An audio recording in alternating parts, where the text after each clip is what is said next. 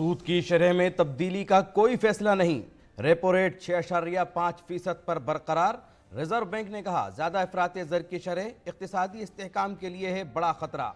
रवा माली साल में GDP के शरह नमू 6.5% रहने का तखमीना। नक्सली इंतहा पसंदी पर दिल्ली में अहम जायजा मीटिंग का इनेकाद। मरकजी वजीर दाखिला अमित शाह की सदारत में नक्सल मसाइल से नबरदाजमा रियासतें हुई मीटिंग में शामिल।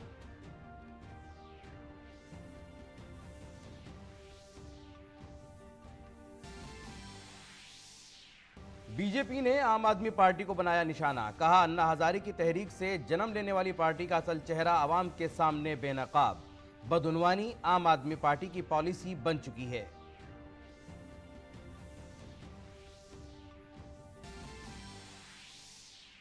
शरद पवार या अजीत पवार, एनसीपी पर होगा किसका हक? आज इलेक्शन कमीशन में अहम समाअत। फरीकैन ने पार्टी के इंतखाबी निशान के हवाले से अपना मौकिफ किया पेश।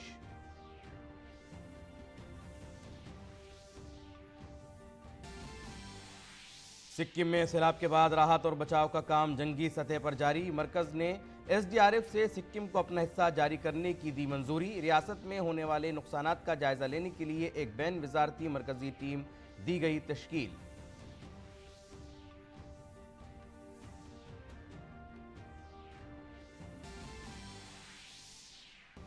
ईरानी इंसानी हुकूक की कारकुन नरगिस मोहम्मदी ने जीता अमन का नोबेल अवार्ड। इस वक्त जेल में है नरगिस मोहम्मदी। नरगिस ईरान में सजाए मौत के खात्मे और कैदियों के हुकूक के तहफ़्फ़ुज़ के लिए पुरजोर आवाज उठाती रही हैं।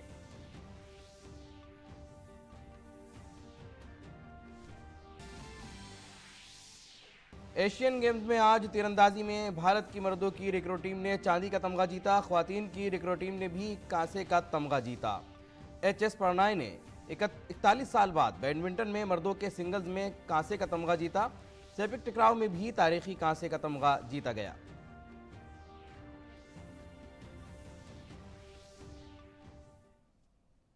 नाज़रीन आदाब, खबरनामे में आपका इस्तकबाल है और दिन भर की अहम खबरों के साथ मैं Mohammad Nauman.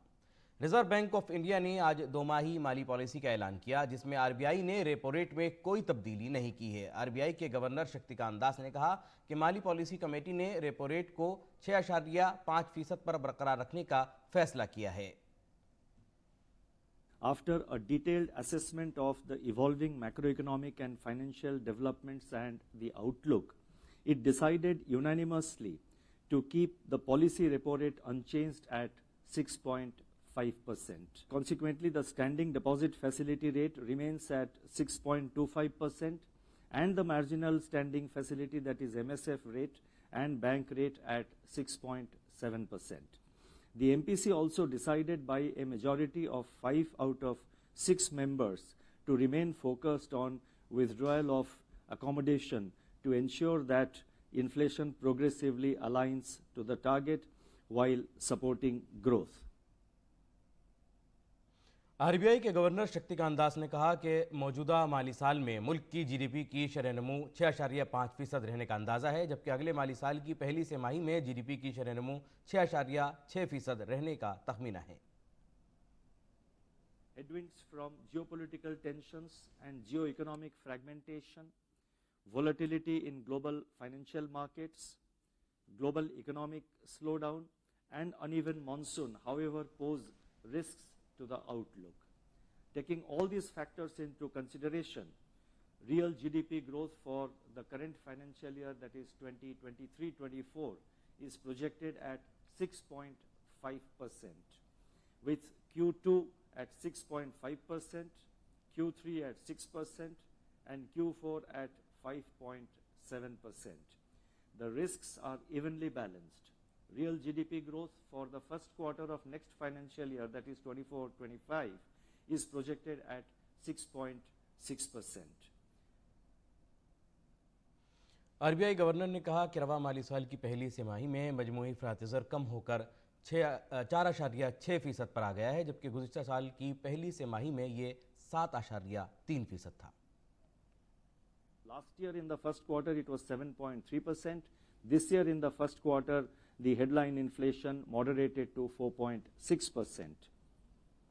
A significant Easing of inflation pressures from its exceptionally high level in July and August is expected to materialize in September as the impact of fleeting food price shocks wane.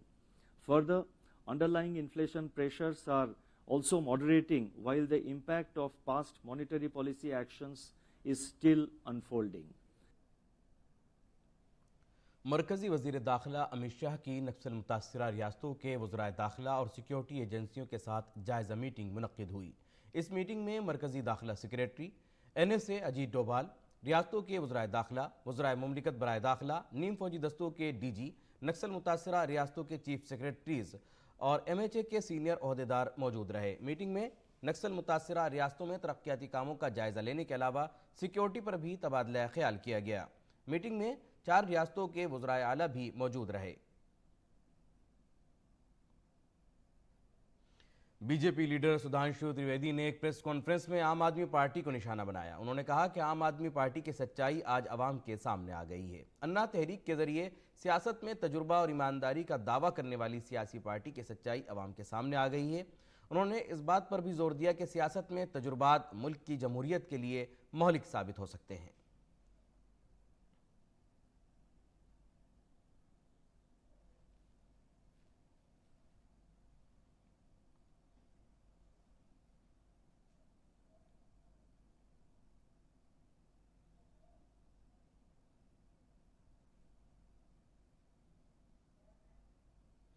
उन्होंने कहा कि एक के बाद एक आम आदमी पार्टी के वज़रा और दिल्ली के वज़ीर आला अरविंद केजरीवाल का सच अवाम के सामने आ रहा है। आम आदमी पार्टी और बदउनवानी एक दूसरे के मुतरादिफ बन चुकी हैं। किसी भी प्रकार का प्रयोग भारतीय राजनीति के लिए घातक हो सकता है। यह मेरे विचार से आम आदमी पार्टी के अन्ना आंदोलन से निकली आम आदमी पार्टी के इस चरित्र के बाद यह भी एक विचार के लिए तथ्य देश की जनता के सामने है। एक के बाद एक जिस प्रकार के कैरेक्टर्स उभर के सामने आते जा रहे हैं, मुझे लगता है इसके बाद श्री केजरीवाल जी की बातों की निर्लज्जता और धृष्टता पूरी तरीके से जनता के सामने आ गई है। इसलिए हमारा यह मानना है कि अब यह देश की जनता के लिए भी एक विचार का विषय है। आम आदमी पार्टी में भ्रष्टाचार एक आम बात होती चली जा रही है और उसे नित नए खुलासे होना भी बहुत आम बात हो रही है। अब कोई खास बात नहीं रह गई है और जिस प्रकार से मंत्री, उपमुख्यमंत्री और नेता संसदीय दल उत्तरोत्तर भ्रष्टाचार में आरोपित होते चले जा रहे हैं, उससे मैं कहना चाहूंगा कि यह कट्टरता का किरदार पूरी तरीके से तार-तार हो रहा है। मरकजी वजीर अनुराग सिंह ठाकुर आज मेरी माटी मेरा देश मुहिम से मुताल्लिक प्रोग्राम में हिस्सा लेने जबलपुर की रानी दुर्गावती यूनिवर्सिटी पहुंचे।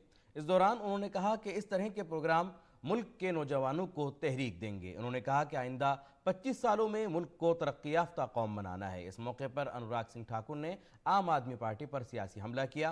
उन्होंने कहा कि दिल्ली में आम आदमी पार्टी की हुकूमत करप्ट हुकूमत है। मरकजी वजीर ने कहा कि जो लोग कभी बदउनवानी के खिलाफ बोलते थे वो आज करप्शन को बचाने में लगे हुए हैं। दिल्ली में मैं यही देख रहा हूं कि एक भ्रष्ट सरकार जो आम आदमी पार्टी की है, जिसके उप मुख्यमंत्री, स्वास्थ्य मंत्री से लेकर सांसदों तक जेल में है, जो कभी भ्रष्टाचार मिटाने के नारा देते थे, धरने पर बैठते थे, आज भ्रष्टाचारियों को बचाने के लिए धरने पर बैठे हैं। एक बड़ा बदलाव आपने देखा होगा। राजनीति में आने से पहले अरविंद केजरीवाल जी और आम आदमी पार्टी जब नहीं बनी थी तब इन्होंने कहा था इंडिया अगेंस्ट करप्शन। ये अरविंद केजरीवाल जी और उनके साथी कांग्रेस के भ्रष्टाचार के खिलाफ धरने पर बैठते थे। अब अरविंद केजरीवाल जी अपने भ्रष्ट साथियों को बचाने के लिए धरने पर बैठते हैं। यही बदलाव है। सत्ता में आने से पहले, राजनीति में आने से पहले कहते थे कि इस कुर्सी में कोई खोटे जो बैठता है उसको भ्रष्टाचारी हो जाता है। तो अरविंद केजरीवाल जी ने वो सिद्ध किया है, बैठे हैं और भ्रष्टाचार भ्रष्टाचार भ्रष्टाचार ही किया है। अनुराग सिंह ठाकुर ने आप लीडर मनीष सिसोदिया और सत्येंद्र जैन पर हमला किया और केजरीवाल हुकूमत पर भी सवाल उठाए। अगर देश को लूटने वालों के खिलाफ कार्रवाई होती है तो जांच एजेंसियों का काम है, और जिनको ये ईमानदारी का प्रमाण पत्र दे रहे थे वो सत्येंद्र जैन जी से लेके मनीष सिसोदिया जी कई महीनों से नहीं, एक साल से ज्यादा समय से जेल में हैं। इनके पंजाब के स्वास्थ्य मंत्री से लेकर दिल्ली के स्वास्थ्य मंत्री भ्रष्टाचार के चलते इस्तीफे देने पड़े, जेलों में रखा। सत्येंद्र जैन 10 महीने जेल में रहे, अभी भी हैं, और 10 महीने जेल से मंत्रालय चलाते थे, जेल मंत्री भी थे, स्वास्थ्य मंत्री भी थे। ये कैसी राजनीति है? ये भ्रष्ट चेहरा अरविंद केजरीवाल जी और आम आदमी पार्टी का उजागर हुआ। मरकजी वजीर ने मध्य प्रदेश में आइंदा इंतखाबात में बीजेपी की मुकम्मल अक्सरियत के साथ हुकूमत बनाने का दावा किया। उन्होंने मध्य प्रदेश में एक बार फिर कमल खिलने की बात कही। फिर एक बार कमल का फूल खिलेगा, फिर भारतीय जनता पार्टी बनेगी, और मध्य प्रदेश को बीमारू राज्य जो कांग्रेस ने बनाया था उस बीमारू राज्य से निकालकर आज देश के उभरते हुए अग्रणी राज्यों में खड़ा करने के लिए जो भाजपा ने काम किया है, भाजपा फिर सत्ता में आने के बाद उसको जारी रखेगी। दिल्ली एक्साइज पॉलिसी केस में एनफोर्समेंट डायरेक्टरेट ने संजय सिंह के करीबी साथियों को समन जारी किया है, जिसमें सर्वेश मिश्रा और विवेक त्यागी से पूछगछ की जा रही है। संजय सिंह फिलहाल 5 दिन के लिए ईडी की रिमांड पर हैं। ईडी के वकील ने अदालत में कहा कि संजय सिंह के घर से कई दस्तावेजात बरामद हुए हैं। ईडी ने इस मामले में 239 मकामात पर छापे मारे हैं। इल्जाम है कि संजय सिंह के घर पर 2 बार 2 करोड़ का लेन देन हुआ। एनसीपी यानी नेशनलिस्ट कांग्रेस पार्टी किसके पास होगी? पार्टी के इंतखाबी निशान पर किसका हक होगा? ये कुछ सवालात हैं जिनके जवाब अभी मिलने बाकी हैं। दिल्ली में इलेक्शन कमीशन के दफ्तर में इस अहम केस की समाअत हुई, जिसमें दोनों लीडर चचा शरद पवार और उनके बागी भतीजे अजीत पवार अपना फरीक पेश करने के लिए मौजूद रहे। समाअत से पहले पार्टी के सीनियर लीडर शरद पवार ने अपने बयान में दावा किया कि सब जानते हैं कि पार्टी का बानी कौन है। काबिल जिक्र है कि अजीत पवार के धड़े ने इलेक्शन कमीशन में हलफनामा दाखिल किया था। शरद पवार की एनसीपी में 2 जुलाई को फूट पड़ गई थी, जब अजीत और 8 एमएलए एकनाथ शिंदे हुकूमत और देवेंद्र फडणवीस की हुकूमत में शामिल हो गए थे। आज नई दिल्ली में इलेक्शन कमीशन ने आइंदा असम्बली इंतखाबात होने वाली रियासतों से मुताल्लिक तमाम मुबस्सिरीन के साथ मीटिंग बुलाई है। इलेक्शन कमीशन के साथ इस मीटिंग में सिक्योरिटी, माशी सरगर्मियों और मंशियात से मुताल्लिक सरगर्मियों से मुताल्लिक मुबस्सिरीन को बुलाया गया है। इलेक्शन की तैयारियों के सिलसिले में कमीशन का ये अंदरूनी इजलास बहुत अहम है और इसे इंतखाबात की तारीखों के ऐलान से कबल इंतहाई अहम समझा जा रहा है। लोकसभा के स्पीकर ओम बिरला ने आज नवी G20 पार्लिमानी स्पीकर समिट P20 के हवाले से एक प्रेस कॉन्फ्रेंस की। इस दौरान लोकसभा स्पीकर ने P20 कॉन्फ्रेंस के बारे में जानकारी दी। उन्होंने कहा कि यह कॉन्फ्रेंस 12 से 14 अक्टूबर तक जारी रहेगी, जिसमें G20 ममालिक के पार्लियामेंट के स्पीकर और उनके साथ आने वाले पार्लियामेंटेरियन के वफूद शिरकत करेंगे। पर्यावरण के लिए जीवन शैली पर संसदीय फोरम की 12 तारीख अक्टूबर को भी इस पर चर्चा होगी। कुछ एक्सपर्ट अपनी राय रखेंगे और जो स्पीकर्स आएंगे, उसके फोरम के अलग अलग मेंबर ऑफ पार्लियामेंट आएंगे, स्पीकर आएंगे, वो भी अपने विचार रखेंगे। उन्होंने कहा कि इस प्रोग्राम का मकसद आलमी चैलेंजेस और जमहूरी इदारों और पॉलिसियों के जरिए उनका हल तलाश करना है। P20 सम्मेलन के आयोजित करने का उद्देश्य वैश्विक विषयों पर समकालीन चुनौतियों और उसका समाधान लोकतांत्रिक संस्थाओं के माध्यम से संसदें अपनी अपनी संप्रभुता में इस विषयों पर चर्चा करे, सार्थक संवाद करे, नीतियां कानून बनाने में हम किस तरीके से वैश्विक चुनौतियों का समाधान कर सकते हैं और सरकार ने जो योजनाएं, नीति, कार्यक्रम बनाए हैं उन पर व्यापक दृष्टिकोण से, लोकतांत्रिक दृष्टिकोण से चर्चा कर हम एक बेहतर समाधान दुनिया को दे सकें। रुख करते हैं सिक्किम का, जिसे इन दिनों कुदरती आफात का सामना है। यहाँ बादल फटने से तीस्ता नदी में अचानक सैलाब की वजह से 18 अफराद की मौत हो गई है। सिक्किम के चीफ सेक्रेटरी विजय भूषण पाठक ने कहा कि तकरीबन 3000 लोग लाचिन और लाचुंग में फंसे हुए हैं। तमाम अफराद को फौज और फजाइया के हेलीकॉप्टरों की मदद से निकाला जाएगा। रफ असेसमेंट जो हमारे चेक पोस्ट के डाटा से जो हमें अवेलेबल है, लगभग 3000 टूरिस्ट वहाँ लाचेन और लाचुंग में स्ट्रैंडेड हैं और इसके अलावा लगभग 700-800 ड्राइवर्स भी होंगे जिनकी गाड़ियाँ गई हुई हैं।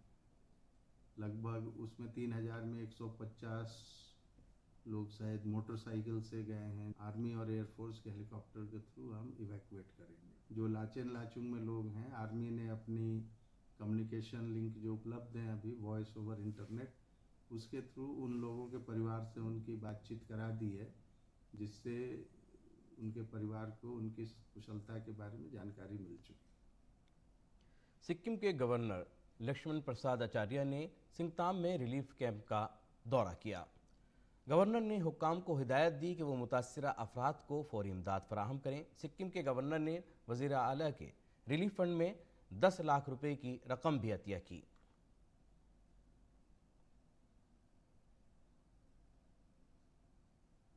और सिक्किम में अचानक आए सैलाब की वजह से हुकूमत ने सयाहों से रियासत का सफ़र ना करने की अपील की है। हुकूमत ने कहा कि सयाह अपने सफरी मंसूबे उस वक्त तक मुलतवी कर दें जब तक कि हालात मामूल पर ना लौट आएँ।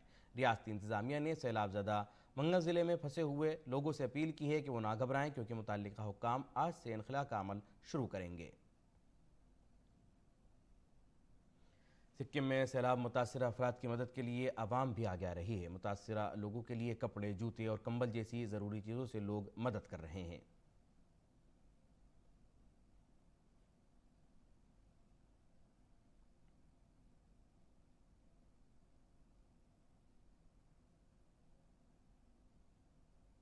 सिचुएशन खराबी है, क्योंकि अभी सभी का ये जो लाइन में जितने भी दुकानें लाइवलीहुड, तो इसमें ये जो टूरिस्ट लोग आता है उसी में बेस्ट है।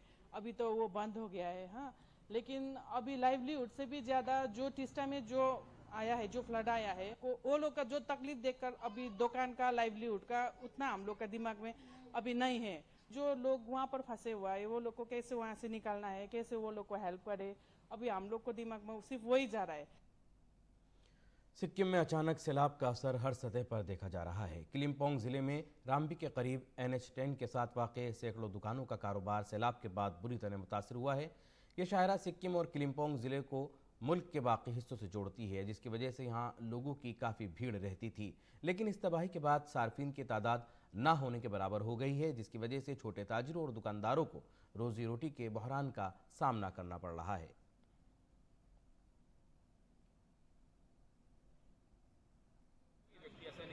बर्न इंजरी से या आग जलने से जिसकी डेथ हुई है, सारी की सारी डेथ्स हुई हैं सफोकेशन से, जो वहाँ पे एक प्रचंड धुआं निर्माण हो गया आग लगने से।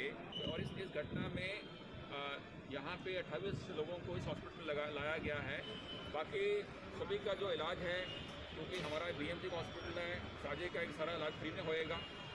अगर कुछ बाहर से दवाई लानी पड़ेगी वो भी हम उसका खर्चा सहन करेंगे। जो 7 मृतक हैं जिनकी अनफॉर्चुनेटली मृत्यु हो गई है, उनके इमीडिएटली हम जो वारस हैं उनको लोकेट करके सर्टिफाई करके उनको 4 लाख का इमीडिएटली सहायता दिया जाएगा। मुंबई के गोरेगांव में आग लगी, जिससे मुताल्लिक ये आप बाइट सुन रहे थे। मुंबई के गोरेगांव की एक 7 मंजिला इमारत में आग लगने से 7 अफराद की मौत हो गई है, जबकि 2 दीगर अफराद की हालत नाजुक है। मुंबई पुलिस के मुताबिक बचाए गए 30 अफराद में से 5 लोगों की हालत ठीक नहीं है। जिन अफराद को बचाया गया, इनको BMC के मुख्तलिफ अस्पतालों में भेज दिया गया है। इत्तला के मुताबिक इमारत में देर रात शदीद आग लग गई, जिस पर बड़ी मशक्क़त के बाद आज सुबह काबू पाया गया।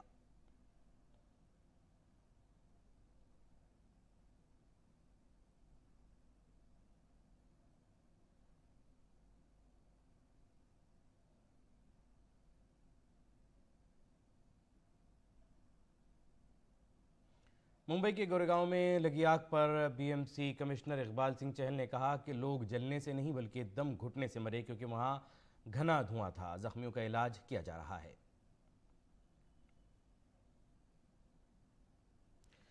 आगे बढ़ते हैं और आइए अब आपको पाई फाउंडेशन की एक कोशिश दिखाते हैं, जो पुणे जिला परिषद के साथ मिलकर महाराष्ट्र के पुणे जिले में तमाम जिला परिषद स्कूलों को डिजिटल बना रहा है। डिजिटल टूल्स का इस्तेमाल तलबा में प्रोग्रामिंग की महारत, मसले को हल करने और सोच को फरोग देने के लिए किया जा रहा है। पसमानदा पसे मंजर से ताल्लुक़ रखने वाले तलबा और मुतवस्सित तबके से ताल्लुक़ रखने वाले वो तालिबे इल्म जिनकी रसाई मयारी तालीम तक नहीं है, ऐसे तलबा अब बेहतर तालीम हासिल कर सकते हैं और नई टेक्नोलॉजी से वाकिफ हो सकते हैं। कंप्यूटर साइंस का इस्तेमाल खास तौर पर डिजिटल ख्वानदगी तलबा को घर पर आ रही परेशानियों और रुकावटों पर काबू पाने में मदद देगी। यहाँ असातिज़ा को तलबा के तालीमी मयार को बढ़ाने और डिजिटल महारतों की नशोनुमा के लिए डिजिटल वसाइल इस्तेमाल करने की भी तरकीब दी जाती है। इस मकसद के हुसूल के लिए वसी तरबियत फराहम की जा रही है। ये पाई फाउंडेशन की एक कोशिश है जो पुणे जिला परिषद के साथ मिलकर महाराष्ट्र के पुणे जिले में तमाम जिला परिषद स्कूलों को डिजिटल बना रही है। पाई फाउंडेशन की इस मुस्बत सोच को देखते हुए अब अमेज़न इंडिया ने भी मदद का हाथ बढ़ाया है। डिजिटल टूल्स का इस्तेमाल तलबा में प्रोग्रामिंग की महारत, मसले को हल करने और तनकीदी सोच को फरोग देने के लिए किया जा रहा है। अमेज़न फ्यूचर इंजीनियर्स और पाईजैम फाउंडेशन के संयुक्त प्रयत्नों से हम लोगों ने एक ऐसा प्रकल्प पुणे जिला परिषद के स्कूलों में किया है जिसके माध्यम से बच्चे जो वहाँ पे पढ़ने जो विद्यार्थी हैं उनको पता चलता है कि आसपास की जो समस्या है उस पे विज्ञान के माध्यम से किस प्रकार के सॉल्यूशंस वो ढूंढ सकें। इसमें विशेष ये बात है कि जब वो इस बारे में सोचते हैं और किसी एक प्रकार की प्रोजेक्ट को पूरा करते हैं तो उनको इंजीनियरिंग के तरफ रुचि बढ़ती है, विज्ञान और गणित के तरफ रुचि बढ़ती है और इसके वजह से उनकी जो एक ओवरऑल अंडरस्टैंडिंग है, कॉन्सेप्चुअल क्लैरिटी है, उसमें सुधार होती है और उसके वजह से बच्चों में जो उनकी जो शिक्षण क्षमता है उसमें हमें सुधार दिख रही है। इस इक़दाम के मुस्बत नताइज भी सामने आ रहे हैं। मुख्तलिफ कोडिंग प्रोग्रामों ने तलबा की दिलचस्पी और तजस्सुस में इजाफा किया है। हमें पाईजैम फाउंडेशन की तरफ से हमें पाई लैब मिली और उसमें हमें फिजिकल कंप्यूटिंग मतलब डिस्टेंस सेंसर, मॉइस्चर सेंसर जैसे सेंसर यूज करके हम हमारे लाइफ के बहुत सारे प्रॉब्लम सॉल्व कर सकते हैं। हम इस प्रोजेक्ट को हमारे घर के कामों में भी उपयोग कर सकते हैं। इसी प्रोजेक्ट से हमें बहुत फ़ायदा होता है। पाई फाउंडेशन के जरिए पूर्णा जिला परिषद के स्कूलों में पे लैब की सहूलियात कायम की गई हैं। मजीद 12 असातिज़ा को कंप्यूटर साइंस से मुताल्लिक मुख्तलिफ कोडिंग प्रोग्राम सिखाने की तरबियत दी है। पाई फाउंडेशन ने अब तक 1000 से ज़्यादा जिला परिषद असातिज़ा को कामयाबी से तरबियत दी है। पुणे जिला परिषद ने 100 स्कूलों में कोडिंग प्रोग्राम शुरू किए हैं, जिससे तकरीबन 25,000 तलबा मुस्तफीद हो रहे हैं। हम समझते हैं कि बच्चे नेचुरल प्रॉब्लम सॉल्वर होते हैं। वो मुश्किलों को समझाने की, समझने की और सुलझाने की क्षमता रखते हैं। पाईजैम फाउंडेशन का उद्देश्य ये है कि हम हर बच्चे को कंप्यूटर साइंस द्वारा डिजिटल और फ्यूचर स्किल्स से सुसज्जित और इक्विप करें। हम अभी महाराष्ट्र के 16 डिस्ट्रिक्ट्स में काम कर रहे हैं और देश के कई और राज्यों में भी काम कर रहे हैं। जिला परिषद पुणे में करीब 100 विद्यालय और करीब 500 टीचर्स के साथ कंप्यूटर साइंस स्किल्स उनको सिखा रहे हैं। पुणे जिला परिषद के स्कूलों को प्राइवेट स्कूलों के मुकाबले में जदीद टेक्नोलॉजी फराहम की गई है, जिससे तालीम का मयार बुलंद हुआ है। जदीदियत और मयार के लिहाज से स्कूल अब निजी इदारों के बराबर है। पुणे से रोहन गावली और रूही मलिक की रिपोर्ट, उर्दू खबरें। नोबेल कमेटी ने नरगिस मोहम्मदी को अमन का नोबेल इनाम देने का ऐलान किया है। उन्हें यह अवार्ड ईरान में ख़वातीन पर होने वाले मजालिम के खिलाफ जद्दोजहद और सबके लिए इंसानी हुकूक और आज़ादी के फ़रोग़ के लिए उनकी जद्दोजहद के एतराफ़ में दिया गया है। नरगिस मोहम्मदी एक ईरानी इंसानी हुकूक की कारकुन और defenders of human rights centre DHRC की नायब सदर हैं। वो ईरान में सज़ाए मौत के ख़ात्मे और कैदियों के हुकूक के तहफ़्फ़ुज़ के लिए एक मुमताज़ वकील रही हैं। मोहम्मदी को इंसानी हुकूक के लिए काम करने की वजह से कई बार जेल भेजा जा चुका है। 51 साला नरगिस अब भी ईरान में कैद हैं। उन्हें 31 साल कैद और 154 करोड़ की सज़ा सुनाई गई है।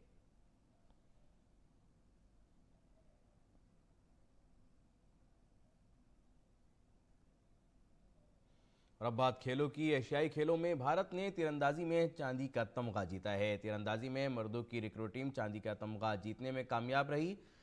अंजुदास, तुषार शेलके और धीरज बोमादेवरा ने तमगे हासिल किए हैं। भारत को फाइनल में जनूबी कोरिया के हाथों 5-2 से शिकस्त का सामना करना पड़ा।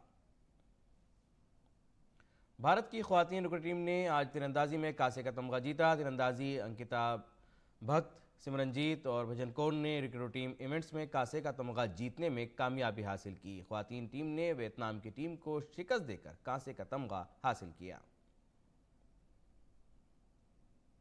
एशियाई खेलों में एचएस प्रणय को बैडमिंटन में मर्दों के सिंगल जुमरे में कांसे का तमगा जीतने पर इक्तफा करना पड़ा। बैडमिंटन के सेमीफाइनल मैच में प्रणय को चीन के ली शेफिंग के हाथों 21-16, 9-16, 21 से शिकस्त का सामना करना पड़ा।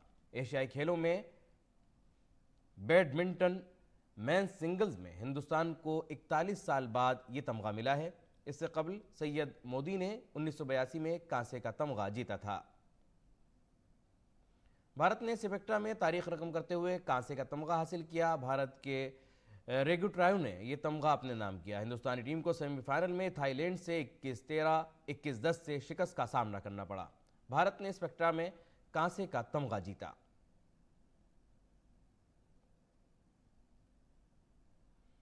भारतीय men's cricket team Asian games में शानदार कारकर्दगी का मुजाहरा करते हुए फाइनल में पहुंच गई है। आज खेले गए सेमीफाइनल मैच में बांग्लादेश को भारत ने 9 विकेटों से शिकस्त दे दी। भारत ने बांग्लादेश की जानिब से दिया गया 97 रन का हदफ 9.2 ओवर्स में हासिल कर लिया। भारत की जानिब से तिलक वर्मा ने 55 और ऋतुराज गायकवाड़ ने 40 रन बनाए। इससे कबल बांग्लादेश की टीम ने बैटिंग करते हुए मुकर्ररा 20 ओवर्स में 9 विकेटों के नुकसान पर 96 रन बनाए थे। भारत की जानिब से साई किशोर ने जबकि वाशिंगटन सुंदर ने 2 विकेटें हासिल की।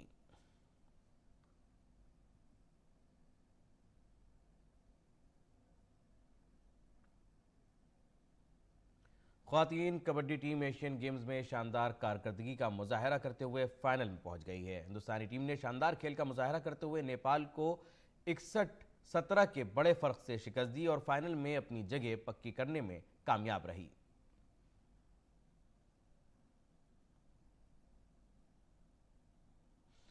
भारतीय मर्दों की कबड्डी टीम ने भी फाइनल में जगह बना ली है। आज खेले गए सेमीफाइनल मुकाबले में भारत ने पाकिस्तान को 61-14 के बड़े फर्क से शिकस्त देकर फाइनल में जगह बनाई। और नाज़रीन, इसी के साथ खबरनामा यही मुकम्मल होता है। इजाजत दीजिए, आदाब।